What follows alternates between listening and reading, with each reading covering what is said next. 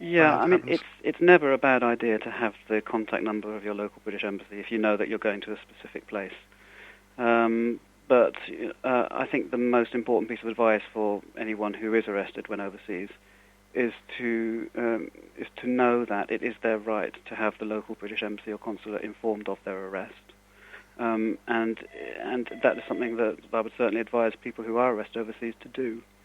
I mean, we quite often get phone calls from family members who have discovered that their loved one is in prison overseas maybe through a friend or something like that who was with them at the time, but they're unable to actually get any information about where they are and how they are, because the British consulate have not visited that person.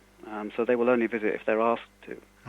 And without the detainee's permission, they cannot pass information to third parties, not even close family members such as mothers and fathers or brothers and sisters, which is an incredibly frustrating thing if your family member is detained overseas and you know that, not to be able to find out just basic information like where they are and how they're doing. It really puts the family in a terrible situation. That does sound difficult. How can the listeners find out more about your service and how they could donate? Well, anyone wanting to find out more about Prisoners Abroad, I would suggest that they visit our website, which is prisonersabroad.org.uk. There's a wide range of information and statistics, and indeed, if anyone was interested in making a donation, it's all pretty self-explanatory. Okay, great. Thank you, Matthew. Thanks a lot. Thank you, John. Once again, the website is www.prisonersabroad.org.uk.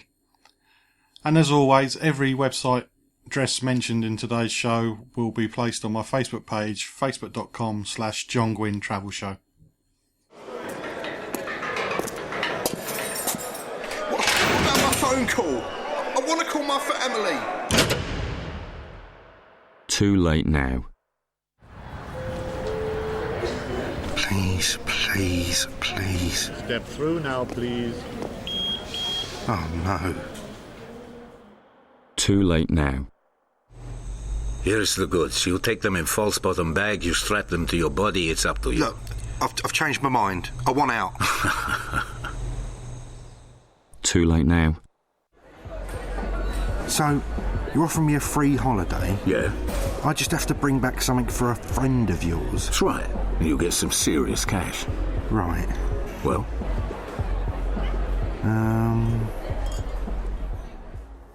Not too late. Don't get talked into trafficking drugs. Once you're in, the British government can't get you out. Don't throw your life away. You're listening to The Travel Show with John Guinn on ukhealthradio.com. Still to come, travel news, but now Jamaica. I only recently visited Jamaica, well I say recently, a couple of years ago, and as I was a travel agent, it's quite astounding. It took me so long to get to this island, it's so popular. There you go, there's another word I can't pronounce very well. Let's see if you noticed it. While I was over there, it was a paid holiday. I didn't get a freebie, unfortunately, even being a radio personality such as I am. I had to cough up and pay. I stayed at a great hotel, Secrets Resort. I thoroughly recommend it. I got treated really well, and the food for vegans, yeah, I got the fact that I'm a vegan in again was just, it was probably the best place I ate until I went to Cancun about 12 to 18 months later. But anyway, great food, great place. While I was over in Jamaica, I recorded an interview with Rosemarie Johnson, who's a regional director for the tourism office in Jamaica. We recorded this in a big conference room, and you can hear the air conditioning in the background. I could have turned the air conditioning off, but it was so hot I just couldn't. So apologies for the slight hum in the background. But it was the hum and me being comfortable, or maybe you could hear the sound of the sweat dripping off my head onto the table if I turned it off, which would be even more off-putting. So, back to the conversation I had with Rosemarie, and the first thing I asked her about was the history of the island.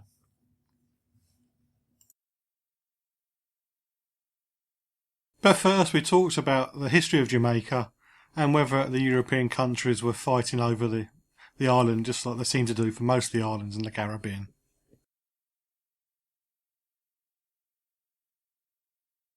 Well, for us, we were a part of that. In that, yes, intense rivalry, it was a period of acquisition in the 15th and 16th centuries. And of course, you had the English, the Dutch, the Portuguese, Spanish, the French, all vying to obtain new lands for the crown, for their respective crowns.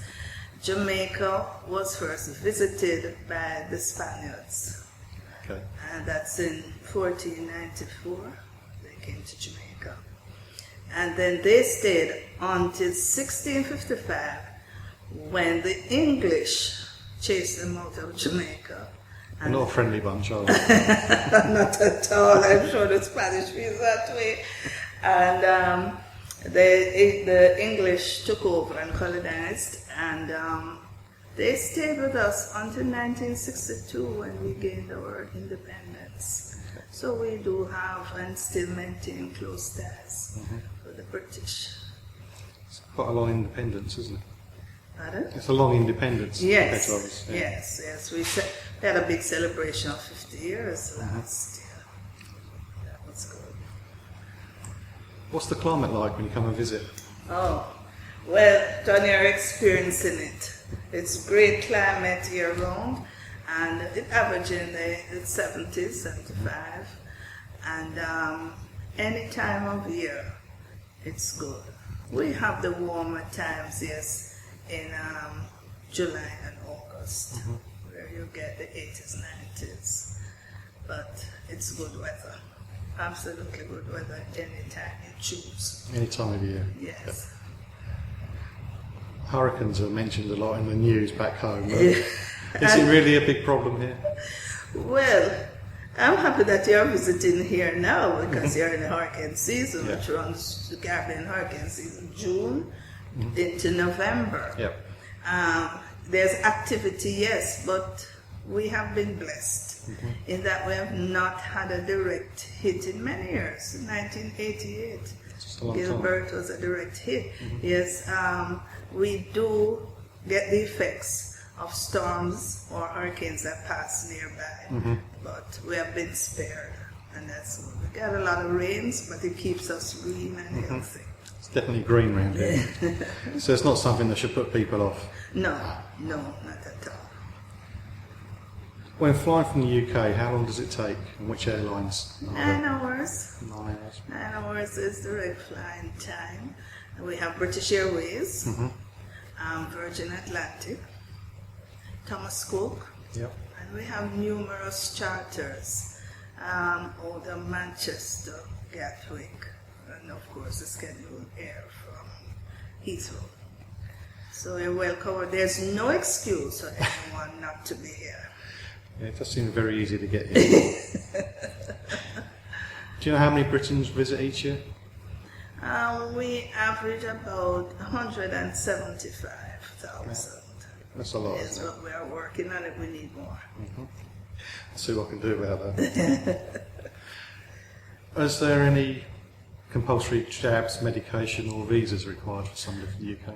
No, your passport is good. Commonwealth citizens, the passport is good. No visas are required, and no vaccines or inoculations. That's good. I'm not very good with needles. Most of us are not. Are there any tourist taxes here? And no additional tax. The departure tax and security taxes and so, those are always calculated at point of sale. Okay. So when you arrive here, you're not expected to pay any additional tax. There's nothing here. So a lot of European cities are starting to add a per night tax. So yes. It's just always a shock for some people. They're not expecting Yes, when they get here. Yeah. You mentioned the history of the island. Is English the official language? English is the official language. Is there any others spoken? We can give you some patois. Yeah. I've been trying to listen to it while I've been lying around the pool. I haven't got a clue. It goes very fast. It's okay, I'll get my own back because nobody understands me either. So. What about the official currency? We have our own Jamaican currency, yes, and it's not doing that well, that means you are doing very well when you come to Jamaica in terms of the value of your sterling as against. Yes, I do have lots of notes. I've noticed that some prices are in US dollars. Is that accepted as well? Yes, the pricing is in the industry is basically in US dollars. You will find that. You find it easier for the visitor to manage the calculations that way than if there's a devaluation per se. Yeah. Today it may be $100, tomorrow it's $102. It's harder to calculate. We don't want to add that. When you're on holiday, things should be easy. Yeah, it's been Try easy to make so it far. as easy as possible for you. It's definitely been that in a few days, I think. You can follow me on Twitter at holiday_hut. Good morning, sir. Hi, I'm checking in for my flight. Lovely. Business or pleasure? Holiday. And where will you be staying? With my parents, they live over there. Lovely. Travel insurance? Oh, no thanks. Have you got travel insurance? No. Checked to see if you need any vaccinations? No. Checked out the local laws? No, look. Why do I need to know all this? I'm just staying with my parents. Is either of your parents A local lawyer, or the chief of police, B, fabulously wealthy, C, the owner of a private plane with its own fully trained medical staff, or D, none of the above? D? Lovely. Are you a superhero and in fact immortal? Things can go wrong on holiday abroad, even if you're staying with family. So check it out before you check in. Find out more at gov.uk/knowbeforeyougo. You can keep up to date with travel news and leave me a message at facebook.com/John Guinn Travel Show. I'm speaking to Rosemarie Johnson, Regional Director of the Jamaican Tourist Board. It's an interview I recorded with her in a conference room at a hotel resort in Jamaica a couple of years ago. One of the things that puts people off beaches is the beach hawkers coming up and pestering you.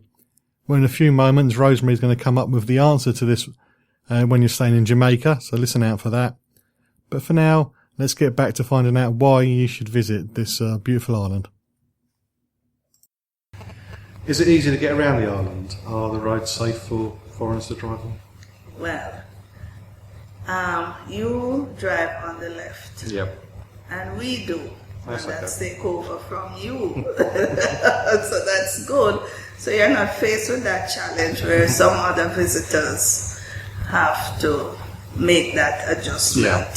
So it's pretty safe. You do your usual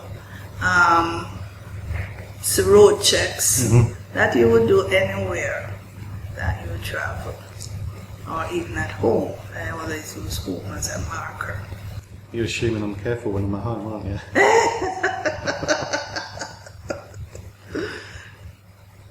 When I mentioned to people I was coming to Jamaica, one or two mentioned about people selling stuff on the beach, and people have to make a living, and they said that put them off a little bit. But is it a big problem? It's a problem. I wouldn't say it's not a problem. It's not a big problem. No. And I usually find, and what usually works is a polite to a firm no. You know, I'm not interested in making a purchase today. I've not seen any of it And myself. that will send a message. Just be firm and polite. Just be firm and polite, you know.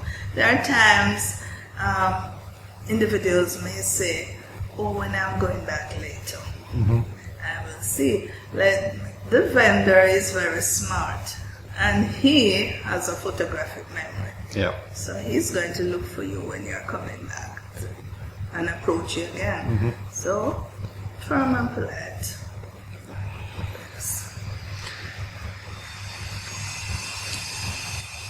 One or two mentioned the crime too. The UK press is pretty bad about anything like that. So Yes, I know. is that a problem? But crime is everywhere. Yeah.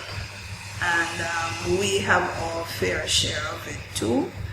And it's a priority for all governments that I'm aware of. Ours pretty much included, to reduce crime in their countries, in the respective countries. And for us here, the crime the incidence of crime